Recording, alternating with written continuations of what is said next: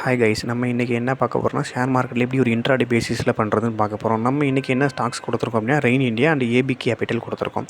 AB capital நம்ம கொடுத்து ஒரு ½ அன் ஹவர்லேயே வந்து நம்மளோட டார்கெட் ஹிட் ஆயிடுச்சு. இதில் நீங்கள் ஒரு 100 குவான்டிட்டி வாங்கியிருக்கீங்க அப்படின்னா உங்களோட இன்வெஸ்ட்மெண்ட் பார்த்தா எம்ஐஎஸில் வாங்கும்போது ஒரு 1000 தான் தேவைப்படும்.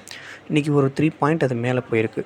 ஸோ அப்போது நீங்கள் ₹240 வாங்கி ஒரு ₹243 செல் பண்ணும்போது உங்களுக்கு 300 வந்து இன்றைக்கான ப்ராஃபிட்டாகவும் உங்களுக்கு இருக்கும்.